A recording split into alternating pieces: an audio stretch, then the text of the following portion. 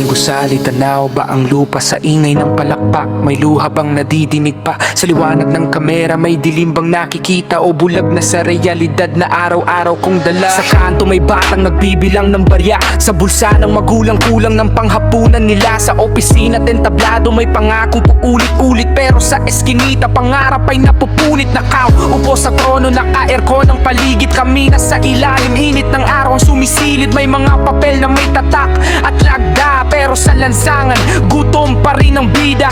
Di naman kami humihingi ng palasyo, gusto lang namin ng kalsadang hindi lubak ang basyo. Trabahong marangal, sweldong di bitin, hindi puro salita at pangako sa bawat eleksyon na darating. Kung bababa ka lang kahit saglit sa pwesto, makikita mo ang mundong matagal ng protesto. Di sa sigaw, kundi sa tahimik na iyak na pamilyang lumalaban kahit pagod na at wala ng lakas. Tingnan niyo kami mula sa baba, sa lugar na ang pag-asa ay araw-araw lumalaban pa. Makinig sa tinig na matagal nang naghihintay. Hindi kami anino sa likod ng entablado nyo sa syudad. Tingnan niyo kami mula sa baba, sa mundong di sapat ang salita at drama. Gusto lang namin ang bukas na patas, di pangako kundi gawa ang bukas.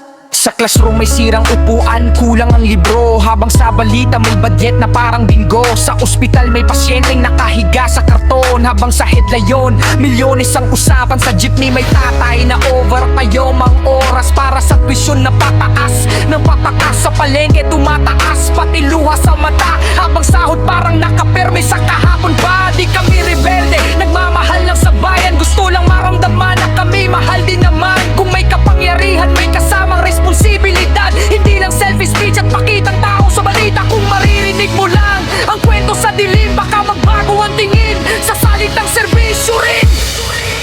Tingnan nyo kami mula sa baba, sa lugar na ang pag-asa ay araw-araw lumalaban pa.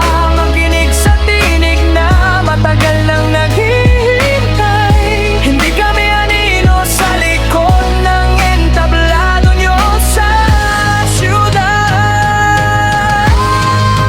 Tingnan nyo kami mula sa baba, sa mundong di sapat ang salita at drama. Gusto lang namin ang bukas na batas, di pangako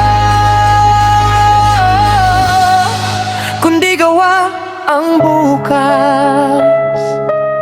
Di namin hinihingi ang perpekto, gusto lang namin ng totoo.